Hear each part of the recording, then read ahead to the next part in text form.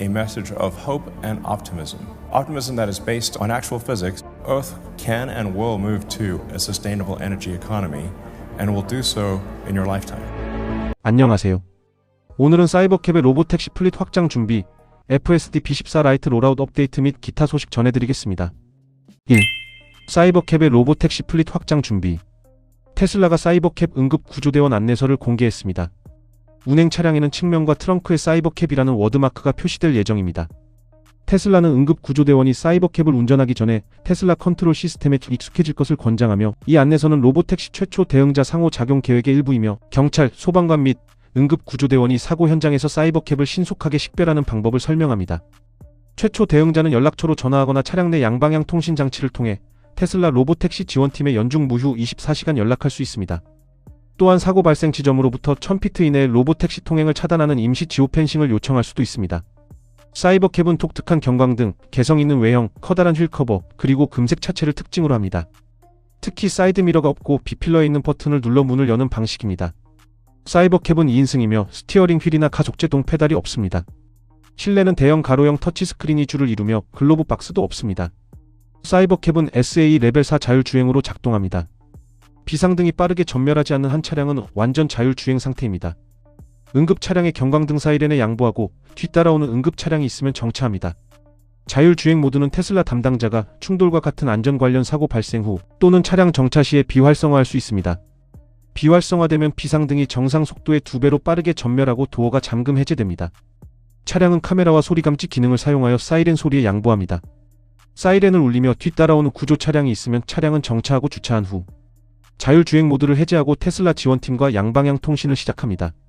외부 마이크도 사용됩니다. 충돌 또는 에어백 전개 시 차량은 정지하고 주차하며 비상등을 빠르게 전멸시키고 도어 잠금을 해제하고, 에어백이 전개된 경우 창문을 내리고 911에 연락할 수 있는 테슬라 지원센터에 연결됩니다. 구조대원은 차량이 조용히 움직이기 때문에 바퀴에 고인목을 설치해야 합니다. 실내 문이 열린 상태로 고정되면 자율주행 모드가 다시 활성화되지 않습니다. 구조대원은 테슬라 고객 지원팀에 차량 고정을 요청할 수도 있습니다. 테슬라는 사이버캡에 터치스크린으로 조작 가능한 전동 시트가 장착되어 있다고 확인했습니다. 창문 조절 스위치와 USB-C 포트는 화면 바로 아래에 있습니다. 사이버캡 시험 차량에는 수동 조작을 위한 스티어링 휠이 장착될 수 있습니다. 테슬라 차량은 다른 많은 차량과 작동 방식이 다릅니다. 테슬라는 테슬라 차량을 운전해 본 경험이 없는 응급 구조대원은 운전하기 전에 조작법을 숙지할 것을 권장합니다. 사이버캡은 테슬라 사이버트럭처럼 800V가 아닌 400V 아키텍처 차량입니다. 하지만 48V 저전압 기능을 갖추고 있습니다. 테슬라 사이버캡은 테슬라 최초의 전륜구동 차량입니다. 주행 가능 거리는 약 300마일, 163kW 구동장치, 165W/마일 효율을 갖춘 사이버캡은 저비용 고효율 로보택시 운영에 최적화되어 있습니다. 사이버캡의 카메라 세척 시스템이 공개되었습니다. 압축 공기도 함께 이용하는 시스템입니다. 사이버캡의 카메라 세척 시스템의 주요 특징은 세척액과 압축 공기 조합의 세척 방식입니다. 압축 공기는 먼지, 물방울, 눈 등을 빠르게 날려버리는 데 효과적이며, 세척액과 함께 사용하면 더 강력한 청소가 가능합니다. 외부 카메라 중심에 총 6개 카메라의 와셔가 장착됩니다. 압축 공기는 후륜 사이 에어 캐니스터 용기에 저장됩니다. 또한 테슬라는 사이버캡 로보택시 애리조나 운행 지역을 공개했습니다. 운행 지역은 챈들러, 길버트, 글렌데일, 마리코파 카운티, 메사, 파라다이스 밸리, 피닉스, 스코츠데일, 템피입니다. 드디어 올 것이 왔습니다. 테슬라 사이버캡이 텍사스 TPS의 비상대응 계획 페이지에 공식 등록되었습니다.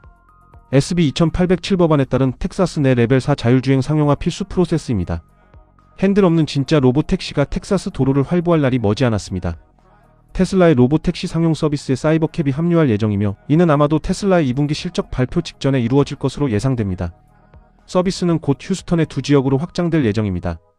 한 지역은 NRG 스타디움과 조지 부시 인터컨티넨탈 공항을 포함하고, 다른 지역은 다이킨 공원을 포함할 것으로 예상됩니다. 이로써 테슬라의 서비스 지역은 웨이모의 현재 서비스 지역보다 약 50% 더 넓어지게 됩니다. 현재 휴스턴에는 약 80대의 사이버캡이 운행 중입니다. 시험 운행 차량은 계속해서 늘어나고 있습니다. 오늘 사이버캡 관련 소식에 흥미로운 반전이 있습니다.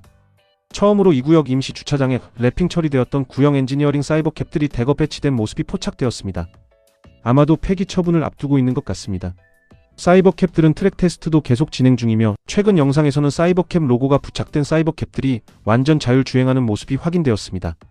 기존 주차장에 있던 사이버캡들은 상당수 다른 곳으로 옮겨졌지만 여전히 50에서 60대 정도가 여러 곳에 흩어져 있어 재고 변동이 매일같이 나타나고 있습니다. 이제 중요한 질문은 전국 곳곳에 배치된 사이버캡들이 곧 로보택시의 차량 운영에 합류하게 될까요? 곧 그 답을 알 수 있기를 바랍니다.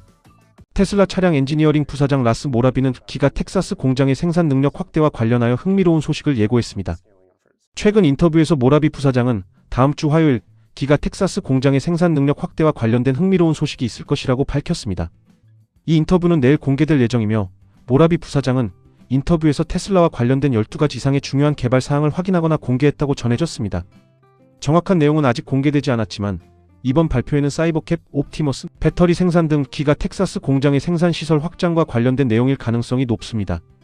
기가 텍사스 공장의 사이버캡 생산량 증대 현황과 테슬라가 로보택시 생산 라인을 얼마나 빠르게 확장하고 있는지, 주간 생산량 목표, 그리고 실질적인 운행 개시 시점에 대한 자세한 정보와 일반 판매 개시 시점에 대한 로드맵도 공개될 수 있을 것입니다.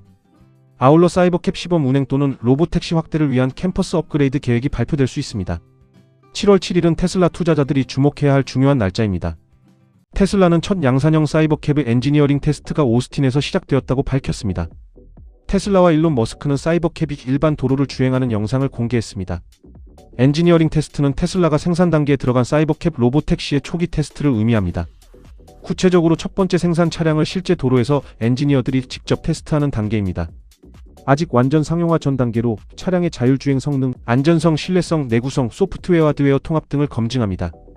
영상처럼 안전 모니터 요원이 탑승한 상태로 주행하며 문제가 발생하면 개입할 수 있게 합니다. 사이버캡은 스티어링 휠과 페달이 아예 없는 완전 자율주행 차량이라서 일반 차량 테스트보다 훨씬 신중한 검증이 필요합니다. 엔지니어링 테스트, 유효성 검증 테스트, 비감독, FSD 대량 생산 서비스. 론칭 순으로 진행되는 테슬라의 일반적인 개발 로드맵입니다.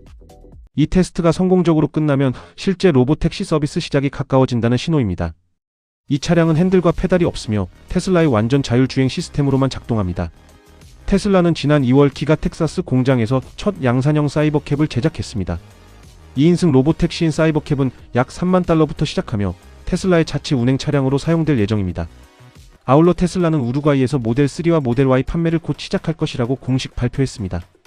테슬라 사이버캡의 나비 날개식 도어 개방 방식은 정말 멋지지만 양옆에 주차된 차량과의 간격이 더 넓어야 작동하는 것 같습니다. FSD B14 라이트 롤아웃 업데이트. 아숍 엘루스와미가 말합니다. FSD B14 라이트가 AI3 얼리 액세스 고객에게 배포되기 시작했습니다. 피드백을 바탕으로 향후 몇 주에 걸쳐 더 많은 고객에게 배포될 예정입니다. 이번 빌드는 AI4 B14 시리즈의 주행 동작을 AI3의 카메라 및 컴퓨팅 구성에 통합한 것입니다. 목적지 선택 및 도심 도로 속도 프로필이 포함되어 있으며 무엇보다도 안전성이 크게 향상되었습니다. 정식 배포 후 많은 분들이 만족하시기를 바랍니다. 일론 머스크가 말합니다. 테슬라 AI팀의 훌륭한 작업입니다. AI3 컴퓨터는 AI4 유효 메모리 대역폭의 약 15%밖에 되지 않기 때문에 이는 매우 어려운 과제였습니다. 테슬라 FSD V14 라이트는 AI3 차량의 파란색 자율주행 시작 버튼을 제공합니다. V14 라이트는 주차 출차 후진 기능을 지원합니다. 따라서 장거리 여행 시 슈퍼차저에 주차할 때 차량이 알아서 해줍니다. AI3 차량 소유자분들께 희소식입니다. FSD V14 라이트는 진정한 의미의 AI 기술 혁신입니다. 일론 머스크는 AI3이 AI4의 메모리 대역폭의 약 15%밖에 갖추지 못했다고 언급하며 현대 AI의 고질적인 난제인 메모리 병목 현상을 지적했습니다. 테슬라의 V13 및 V14 아키텍처는 대규모 엔드-투-엔드 신경망에 크게 의존합니다. 이러한 모델은 악명 높을 정도로 메모리 제약이 심합니다. 즉 시스템 성능은 단순히 처리 능력, 즉 톱스뿐만 아니라 방대한 양의 시각 데이터와 신경망 가중치를 램에서 프로세서 코어로 얼마나 빠르게 전송할 수 있는지에 따라 제한됩니다.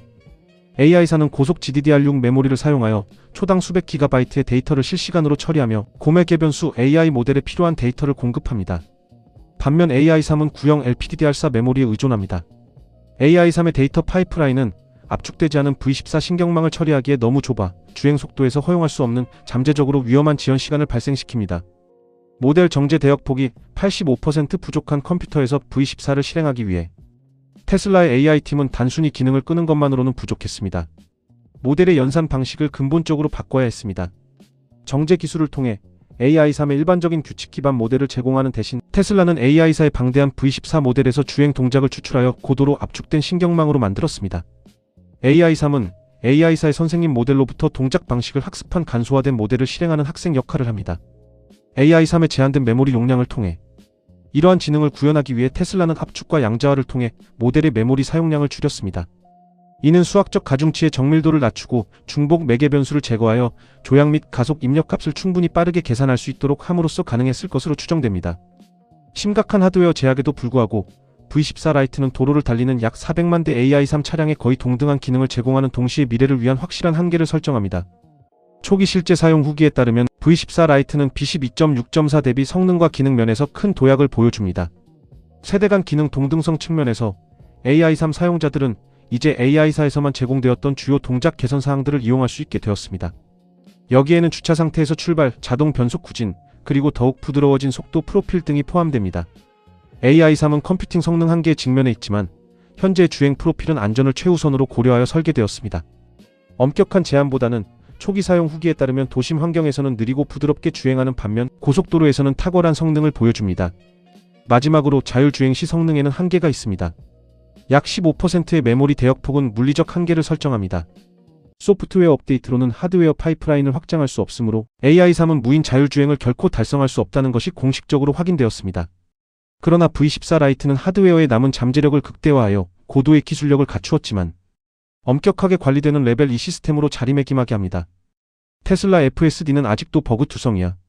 왜 신호등이 초록색으로 바뀌었는데도 안 가는 거지? 구급차가 지나갑니다. 이제 FSD를 의심하지 않는 게 좋다는 걸 깨달았습니다. 뭔가 이상한 행동을 한다면 대개 그럴 만한 이유가 있는 겁니다. 3. 기타 소식. DPA 통신에 따르면 테슬라가 베를린 외곽에 위치한 공장에서 1000명의 직원을 추가로 채용할 계획입니다. 이번 채용 확대는 유럽 내 주요 생산 거점 중 하나인 베를린 기가 팩토리의 생산 능력 증대를 위한 것으로 보입니다. 테슬라는 올해 10월부터 베를린 기가 공장의 생산량을 주당 7,500대로 20% 추가 증량한다고 발표했습니다. 이는 몇 달 전 발표했던 20% 증량에 이은 추가 증량입니다. 테슬라는 이 공장에서 차량 및 배터리 생산 분야의 단기 및 중장기적으로 총 3,500개의 일자리가 창출될 것이라고 밝혔습니다. 테슬라는 자동차 하부 전체를 한 번에 주조하는 방식을 고려했습니다. 하지만 비용 분석 결과 오히려 더 비싸다는 결론이 나왔습니다. 원래 구상은 하부 전체를 접합 없이 하나의 거대한 부품으로 주조하는 것이었습니다. 샌디 멀로는 수치를 분석했고 결론은 명확했습니다. 일체형 주조 방식은 결국 비용이 더 많이 든다는 것이었습니다. 이러한 결정을 내리게 된 배경은 기계 크기가 비현실적이고 자동차 크기의 주조물을 다루려면 엄청난 공간이 필요하며 하나의 결함으로 전체 시시를 폐기하여 불량률이 너무 높아 폐기물 재활용에 어려움이 발생했습니다. 결국 테슬라는 언박스형 제조 방식으로 전환했습니다. 전면, 후면 및 배터리 모듈을 별도로 제작한 후 최종적으로 조립하는 방식입니다. 현재 도요타, 포드, GAC 그룹 등이 이 방식을 따르고 있습니다. 목표는 가장 큰 주조물이 아니라 차량당 최저 비용이었습니다. 시킹알파의 저명한 독립 분석가인 엘리자베스 프라밀라가 해당 투자 의견의 등급을 상향 조정했습니다. 그녀는 테슬라의 두 가지 핵심 야심작인 사이버캡과 자율주행 차량 호출 서비스가 실질적인 중장기적 상승 동력으로 전환되었다고 주장하며 투자 의견을 매수에서 강력 매수로 상향 조정했습니다. 사이버캡은 테슬라의 비용 절감 기술인 언박스드 프로세스를 활용하여 생산을 시작했으며 연간 200만 대 생산이라는 야심찬 목표를 세웠습니다. 신경망 기반의 기술 혁신, FSD B14의 지속적인 발전, 그리고 완화된 NHTSA 규제에 힘입어 테슬라는 웨이모와 같은 경쟁업체들이 따라잡을 수 없는 규모로 파편화된 자율주행 시장에서 거대한 입지를 구축할 준비가 되어 있습니다. 옵티머스 로봇은 대량 생산을 향해 빠르게 나아가고 있으며 이미 협력업체를 확보하여 2027년까지 생산 규모 확대를 목표로 합니다. 이는 테슬라가 전기차 제조업체에서 자율 제조 기반을 광범위하게 구축하는 방향으로 더욱 심화되고 있음을 보여줍니다. 로봇 분야에 막대한 자본이 투자되고 있음에도 불구하고 테슬라의 막강한 브랜드 파워와 신속한 도입 능력은 초기 경쟁에서 압도적인 우위를 점하게 해줍니다. 베어드 애널리스트 벤 칼로는 해당 종목에 대한 시장 수익률 상회 등급을 재차 강조했습니다. 테슬라 목표 주가를 $522로 제시한 칼로는 테슬라의 차량 인도량 예상치인 39만 2,900대가 팩트셋 컨센서스인 40만 1,100대에는 못 미치지만 향후 테슬라의 성장을 견인할 촉매제가 될 요인들을 강조했습니다. 이러한 촉매제에는 옵티머스 로봇 업그레이드, EU 규제 당국의 FSD 도입 확대, 미국 로봇택시 사업 확장, 테슬라 세미 트럭 출시, 그리고 에너지 사업부의 신제품 출시 등이 포함됩니다. 스페이스X와의 합병 가능성에 대해서는 두 회사의 합병이 궁극적인 방향이며 향후 12에서 18개월 내에 성사될 가능성이 매우 높다고 전망했습니다. 그는 합병이 명백하고 설득력 있는 움직임이라며 두 회사 모두 규모의 경제를 통해 막대한 이익을 얻을 것이라고 언급했습니다. 일론 머스크가 광 데이터 센터 통신 기술을 개발하는 스타트업인 메시 옵티컬 테크놀로지스 인수에 대한 규제 당국의 승인을 받았습니다. 이 회사는 스페이스X 출신 엔지니어들이 설립했습니다. 메시는 데이터 센터 간 정보 송수신의 빛을 사용하는 광 트랜시버를 개발 중이며 기존 방식보다 전력 효율이 높고 지연 시간이 짧다고 주장합니다.